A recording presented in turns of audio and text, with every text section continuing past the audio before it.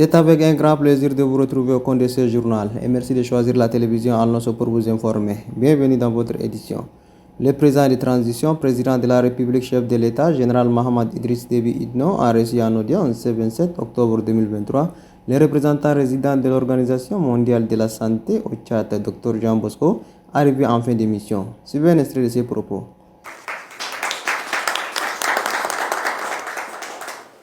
Je suis animé par un sentiment de joie, un sentiment d'humilité aussi pour tout ce que nous avons pu faire ici, bien sûr sous le leadership du gouvernement, le président de la République en premier lieu.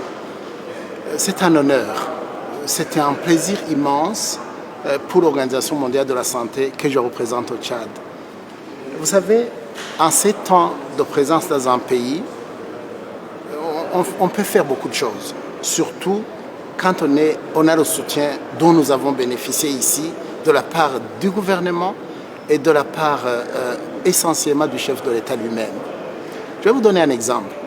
Au plus fort de la crise à l'est du Tchad, le président de la République, le chef de l'État, nous a mis en partenariat logistique avec l'armée tchadienne et nous avons utilisé pendant au moins 4 tours le cargo militaire tchadien qui nous a permis de transporter à partir de Nairobi jusqu'à Abéché 83 tonnes de médicaments, de matériel de chirurgie de guerre parce que nous avons eu énormément de blessés à cause de la guerre au Soudan.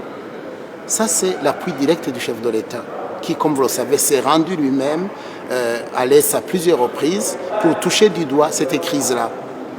En termes de réalisation, je pense qu'avec le leadership du ministère de la Santé et du gouvernement, nous avons pu aboutir vraiment à pas mal de résultats. Je vais vous donner un exemple pour un programme qui s'appelle la vaccination. Vous savez, la vaccination, c'est l'investissement pour l'avenir des enfants. C'est l'investissement le plus important de santé publique qu'on puisse faire. Parce que pour $1 investi en vaccination, on en gagne 30. Quand nous sommes arrivés ici en décembre 2016, nous avions à peu près 22% d'enfants, de ce qu'on appelle enfants complètement vaccinés. Pour le moment, au moment où nous partons, nous sommes à 60%. Moi, je pars après avoir remarqué que le Tchad est un pays extraordinaire. C'est un petit résumé en fait de toute l'Afrique, du continent africain. Le souvenir que j'ai du Tchad, où j'ai laissé beaucoup d'amis, et c'est un pays où je laisse aussi, c'est comme l'Afrique. Et puis le président de transition, général Mohamed Idriss Déby Itno, a présidé hier un conseil ordinaire des ministres dont la tenue intervient après la nomination de 3 membres du gouvernement le 21 août dernier. Suivez le compte rendu avec le ministre de la Communication, porte-parole du gouvernement, Aziz Mamassali. Le Conseil a examiné 7 projets de texte et suivi une communication du président de la République, chef de l'État. Au titre des projets de texte, le ministre des Télécommunications et de l'Économie numérique a soumis à l'examen du Conseil un projet de loi portant ratification de la Constitution et de la Convention de l'Union africaine des télécommunications, UAT. Ce projet a été examiné et adopté par le Conseil. En point 2, le garde des Sceaux, ministre de la Justice et des Droits humains, a soumis au Conseil 3 projets de décret portant successivement à fixer le tableau de reversement du personnel de greffe dans leurs différents grades, nommer à des charges d'huissier commissaire de justice et enfin nommer des notaires titulaires de charges. Sur les 3 textes présentés, le premier a été adopté et les 2 suivants ont été renvoyés à une relecture. L'antépénultième projet de texte soumis au Conseil est un projet de décret portant modalité d'organisation et de fonctionnement de la centrale pharmaceutique d'achat CPA. Ce projet de texte, soumis par le ministre de la Santé publique et de la Prévention, en vue de donner une nouvelle impulsion à la CPA, a été adopté par le Conseil. Le ministre de l'Aménagement du territoire, de l'Habitat et de l'Urbanisme a ensuite soumis à l'examen du Conseil un projet de décret portant affectation au profit du ministère de la Fonction publique et du Dialogue social pour son siège d'un terrain d'une superficie de 10 336 m², 6 au quartier Ndjari, section 1, îlot 7, lot 1, dans la commune du 8e arrondissement de la ville de N'Djamena. Le projet de décret a été aussi adopté par le Conseil. Le dernier texte examiné est un projet de loi portant reclassement de la réserve de faune de Siniaka Minia en parc national de Siniaka-Minya. Situé entre le Guéra et le Moyen Chari, ce parc d'une superficie de 415 806 hectares permettra une meilleure conservation et une gestion durable de la biodiversité et des écosystèmes. Il sera ainsi le 5e parc national du Tchad après ceux de Zakouma, de Manda, de Sénaoura et des Assou. Le Conseil, après examen, a adopté ce projet de loi. Le chef de l'État a plaidé pour que ces parcs bénéficient aux populations locales et que les investissements suivent pour leur développement.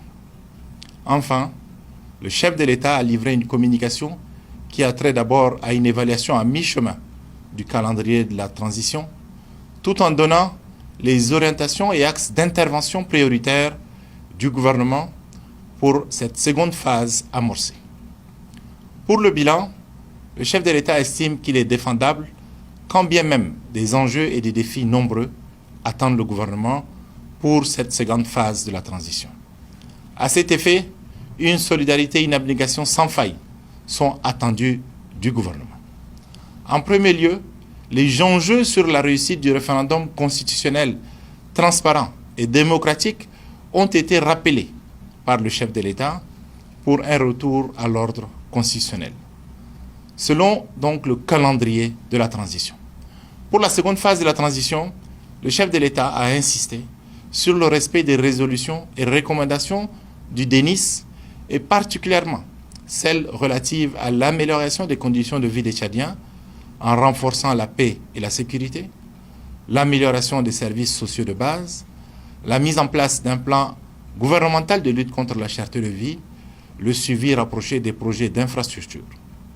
Sur ce point, le chef de l'État invective le gouvernement en ces termes.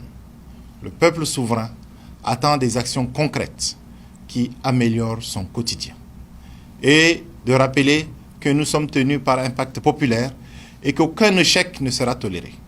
Il a aussi instruit le Premier ministre de limiter les missions extérieures sans apport pour le pays. Constatant les manquements répétitifs sur la sempiternelle question de l'énergie, le chef de l'État assure qu'il prendra toutes ses responsabilités.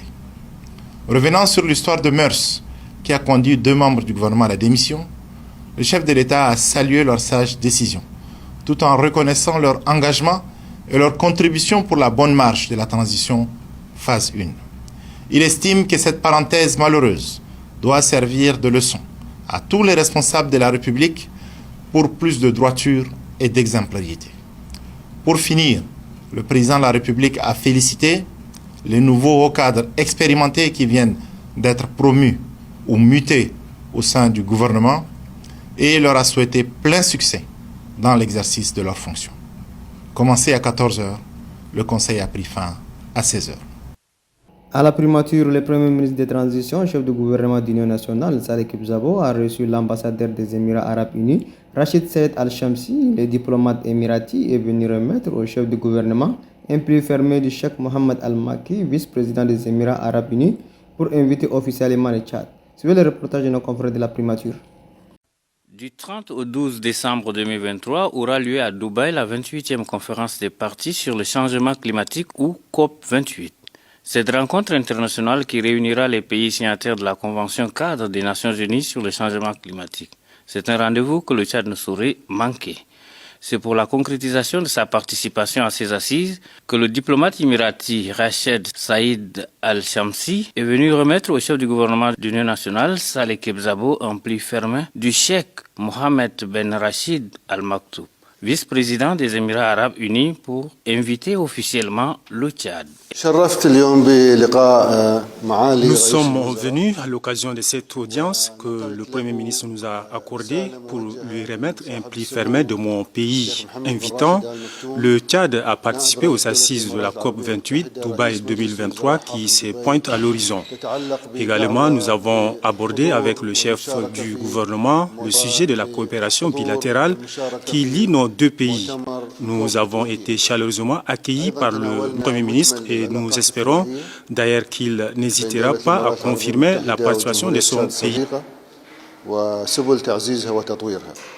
Les autorités de la transition mettent au cœur de leurs priorités la lutte contre le changement climatique en agissant en synergie avec d'autres États impactés par les effets du réchauffement climatique. La conférence des parties sur le changement climatique se tient chaque année depuis 1995. Les deux objectifs principaux sont s'engager à atteindre les objectifs plus ambitieux pour réduire les émissions du gaz à effet de serre d'ici 2030 et débattre des mesures d'adaptation des conséquences inévitables des changements climatiques. Beaucoup plus utilisés par la population tchadienne, la friperie ou encore appelée communément gonja sont des habits d'une qualité très durable. Mais la question qu'on se pose, d'où viennent ces habits, comment les utiliser avant de les porter? Élément de réponse avec Zainaba Clémence. Ici, nous sommes au marché central d'Njamena dans la commune du 3e arrondissement, section vente friperie. Ces habits venant généralement de l'Europe sont portés par bon nombre de Tchadiens. À la question de savoir pourquoi préférez-vous les friperies au détriment des prêt-à-porter, quelques clients répondent. Je vais faire le choix à la friperie parce que ici c'est moins cher et on trouve des bonnes choses ici. Là-bas c'est chinois et ici on trouve des bonnes choses et c'est moins cher. C'est une jolie question, mais moi je trouve les friperies très favorables par rapport aux boutiques. C'est une chose que je valorise trop et c'est pas seulement à cause du prix, mais c'est une chose que je aimé à cause de la valeur, de la dureté aussi. C'est ça. Non, c'est à cause du prix ici, c'est abordable par rapport à mes moyens. C'est vrai que les boutiques sont un peu chères, donc je fais juste par rapport à mes moyens actuellement. Et c'est aussi vrai que les fruits c'est bien, moins cher, abordable et c'est assez joli. On ne peut pas se comparer ça à la boutique. C'est un peu ça qui me plaît, la friperie. Surtout j'ai une préférence particulière pour les friperies parce que d'abord la friperie, si tu portes, d'abord tu es la seule à monter parce que dans les vins quand tu portes, tu vas trouver le même modèle la qualité, il y a donc quand tu vas porter le quartier, c'est presque une dizaine de personnes qui vont porter la même chose. C'est-à-dire que les friperies, tu as la chance de trouver une qualité dont tu n'en trouves pas ailleurs. Comme toute chose a des conséquences, ces habits peuvent aussi avoir des risques sanitaires. Quelques consommateurs soulignent ici les conditions d'utilisation avant la portée de ces friperies. Quand on prend, on lave ça avec de l'eau de javel et avec de l'eau chaude. On fait ça très bien avant de les porter. Non, parce que moi, quand j'achète, première des choses, je lave ça. Oui, j'avilisse, je lave ça bien, et puis je sèche, et puis je porte pas ça directement. Quand j'achète comme ça, je rentre d'abord, je le lave d'abord, c'est la première chose. Pour laver la vaisselle, je passe au passage, Moi, particulièrement, quand j'achète, je viens acheter un parenthèse, je mets dans les détergents, je lave pour l'odeur, la sauce d'abord, après je repasse, même s'il y a des microbes, je repasse pour tuer ces microbes. Je ne dois pas directement y passer. Plus loin au sujet de la différence entre les prêt-à-porter et les friperies, ces consommateurs trouvent en cela la qualité et la durabilité de ces habits. Prêt-à-porter d'abord c'est bon, mais c'est très cher.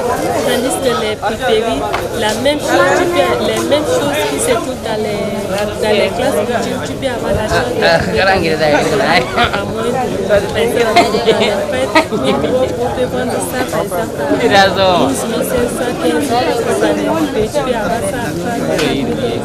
C'est d'abord sur le plan économique. Moi, ma comparaison est, moi, je trouve les friperies très durables par rapport aux boutiques. Oui, au prêt-à-porter, c'est ça. Les gants, c'est lycée par rapport à la friperie, parce que la friperie, c'est d'abord un deuxième choix, un troisième choix. On ne sait pas vraiment combien de personnes à porter. Et pourtant, la friperie, c'est quelque chose d'élégant. Ça paie quand tu portes ça, quand tu partis dans les occasions de fête. Pourtant, ça, c'est juste pour la maison, tous les amants. C'est pour cette différence que j'ai fait. À ce sujet, un grossiste rencontré sur place nous parle de la préférence des friperies par rapport au prêt-à-porter.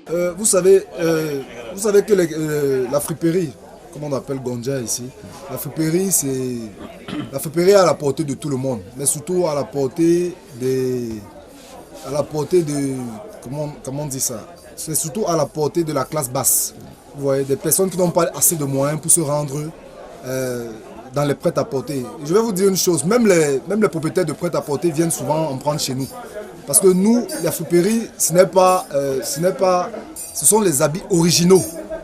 Bien sûr, c'est la friperie, mais ce sont des habits originaux déjà utilisés. Mais il y a aussi des premiers choix dans les friperies, des habits neufs de fin de série. Parce que tout ça, ça vient de l'Europe. Donc c'est des habits originaux. Par contre, les prêt-à-porter, eux, ils vendent souvent des habits chinois, des habits de la Turquie, mais qui ne sont pas des originaux, quoi. Vous voyez? Ce qui fait que même des messieurs, souvent en ville, dans des bureaux, ils viennent ici, ils viennent là, chez les détaillants, chez nos détaillants, s'approvisionner. Oui, donc c'est un peu ça. Donc il n'y a pas de concurrence entre les prêt-à-porter et les vendeurs de friperie parce que chacun trouve son compte. Notons que tous les consommateurs interrogés parlent de la qualité et la durabilité de ces habits. Et ceci peut être à la portée de tout le monde. Et contribue aussi sur le plan économique des familles. Je ferme cette édition. Merci de l'avoir suivi. À demain, Inch'Allah.